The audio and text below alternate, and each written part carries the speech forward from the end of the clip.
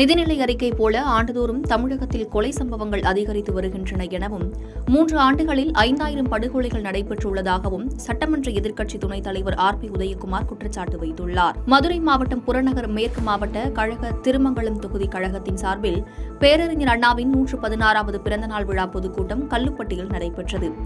இக்கூட்டத்தில் கலந்து கொண்ட சட்டமன்ற எதிர்க்கட்சி துணைத் தலைவர் RP உதயகுமார் சிறப்புரையாற்றினார். அப்போது பேசிய அவர், இன்றைய ஆட்சிக் காலத்தில் காவல்துறையினருக்கே பாதுகாப்பு இல்லாத சூழல் உருவாகியுள்ளதாக கூறினார்.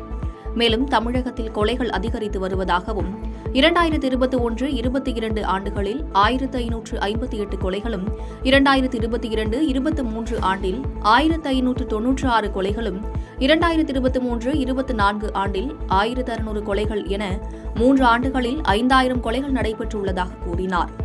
மேலும் வெளிநாடுகளுக்கு முதலீடுகளை ஈர்க்க சென்ற முதலமைச்சர் அவரோடு ஆடிட்டரை அழைத்து சென்றது ஏன் எனவும் கேள்வி எழுப்பி பேசினார்.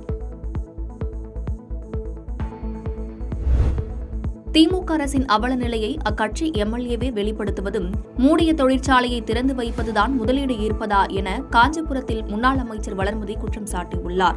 தமிழ்நாடு முன்னாள் முதலமைச்சரும் திமுக நிறுவனருமான அண்ணாவின் 116வது பிறந்தநாள் விழாவை கொண்டாடும் வகையில் காஞ்சிபுரம் மாவட்ட அதிமுக செயலாளர் V. சோமசுந்தரம் ஏற்பாட்டில் அண்ணா பிறந்தநாள் பொதுக்கூட்டம் நடைபெற்றது.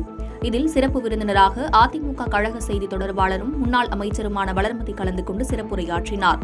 அப்போது பேசிய அவர், பொய்யான வாக்குறுதிகளை அளித்து ஆட்சி செய்து வரும் திமுக அரசின் அவலங்களை அவரது கட்சி காஞ்சிபுரம் சட்டமன்ற உறுப்பினரை வெளிக்கொண்டு வந்துள்ளது ஆட்சியின் நிலையை தெரிவிக்கிறது என பேசினார். மேலும் தொழில் முதலீட்டுக்காக அமெரிக்கா சென்றுள்ளதாக கூறும் தமிழக முதல்வர் மூடிய ஆலையை திறப்பதற்கு இத்தனை நாள் பயணமா என கேள்வியும் எழுப்பினார். இக்கூட்டத்தில் முன்னாள் சட்டமன்ற உறுப்பினர்கள் வாலஜாபாத் கணேசன், பழனி மற்றும் மாவட்ட அதிமுக நிர்வாகிகள் பலர் கலந்து கொண்டனர்.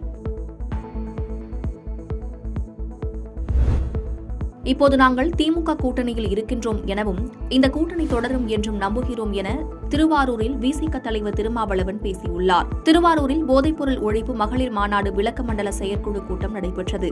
இந்த கூட்டத்திற்கு விடுதலை சிறுத்தை கட்சியின் தலைவர் தொல் திருமாவளவன் தலைமை தாங்கினார். அப்போது அவர் கூறியதாவது, மது ஒழிப்பு என்கிற உணர்வுபூர்வமான பிரச்சினையை கையில் எடுத்துள்ளதாக கூறினார். மேலும் இந்தியா முழுவதும் மதுக்கடைகள் திறந்திருக்கும் நிலையில் இதற்கு அனைவரும் ஒன்றிணைந்து மதுவிலக்கு என்ற முடிவு எடுத்தால் நிச்சயம் மதுவை ஒழிக்க முடியும் என்று பேசினார். மது ஒழிப்பு பற்றி பேசினால் அதை பெரிதாக பேசி திமுக கூட்டணியை உடைக்க நினைக்கின்றனர் எனவும், இப்படி பேசுவதால் திமுக கூட்டணி முறிந்து விடாதா என பல பேர் நினைக்கிறார்கள் எனவும், இதனால் எந்த பாதிப்பு வந்தாலும் அதனை சந்திக்க தயாராக உள்ளதாக கூறினார். மேலும் மதுவிலக்குக்காக அனைவரும் ஒருமித்த குரல் கொடுக்க வேண்டும் எனவும், முதலில் தமிழ்நாட்டில் டாஸ்மாக் கடைகளை படிப்படியாக மூட வேண்டும், இரண்டாவதாக அகில இந்திய அளவில் மதுவிலக்கு கொள்கை வரையறுக்கப்பட்டு சட்டம் இயற்ற வேண்டும் என கூறினார். அதனைத் தொடர்ந்து திருமாவளவன் செய்தியாளர்களிடம் கூறியதாவது, ஆட்சியிலும் பங்கு அதிகாரத்திலும் பங்கு என்கின்ற கோரிக்கையை 2026 தேர்தலில் விடுதலை சிறுத்தைகள் கட்சி வலியுறுத்துமா என்ற கேள்வியை ஊடகவியலாளர்கள் தொடர்ந்து முன்வைத்து வருகிறார்கள். இதுகுறித்து தேர்தல் நேரத்தில் முடிவெடுக்கப்படும் என்று கூறினார். திண்டுக்கல் மாவட்டம் பழனியில் உணவகத்தில் ஏற்பட்ட தகராறில் காவலரை தாக்கிய 8 பேர் கைது செய்யப்பட்டனர். திண்டுக்கல் மாவட்டம் பழனியை அடுத்த பாலசமுத்திரத்தை சேர்ந்தவர் துரைராஜ். இவர் பொள்ளாச்சி மேற்கு காவல் நிலையத்தில் காவலராக பணியாற்றி வருகிறார். கடந்த 2 தினங்களுக்கு முன்பு பழனி வந்த இவர் தனியார் உணவகத்தில் உணவு அருந்தியுள்ளார். அப்போது அங்கிருந்த சிலர் அவருடன் வாக்குவாதத்தில் ஈடுபட்டுள்ளனர். இதில் 8 நபர் கும்பலாக காவலரை சரமாரியாக தாக்கியுள்ளனர். இந்த தாக்குதலில் படுகாயமடைந்த துரைராஜ் பழனி அரசு மருத்துவமனையில் அனுமதிக்கப்பட்டார். இதுகுறித்து துரைராஜ் கொடுத்த புகாரின் பேரில் பழனி டவுன் போலீசார் வழக்கு பதிவு செய்தனர்.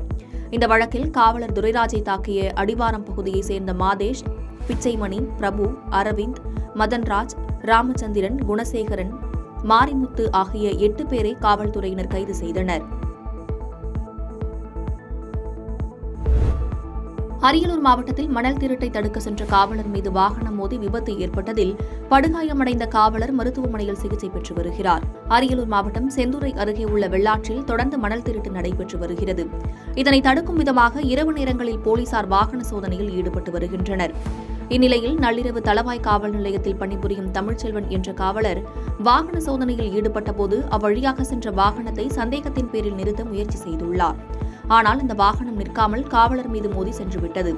இதில் கைகளில் எலும்பு முறிந்த நிலையில் தமிழ்ச்செல்வன் அரசு மருத்துவக் கல்லூரி மருத்துவமனைக்கு கொண்டுவரப்பட்டு சிகிச்சை பெற்று வருகிறார். இதுகுறித்து தளவாய் காவல்துறையினர் வழக்கு பதிவு செய்து அடையாளம் தெரியாத மர்ம நபர் இயக்கிய வாகனம் மணல் திருட்டுக்கு பயன்படுத்தப்பட்டதா அல்லது மதுபான பாட்டில்கள் கடத்தப்பட்டதா என பல்வேறு கோணங்களில் விசாரணை மேற்கொண்டு வருகின்றனர்.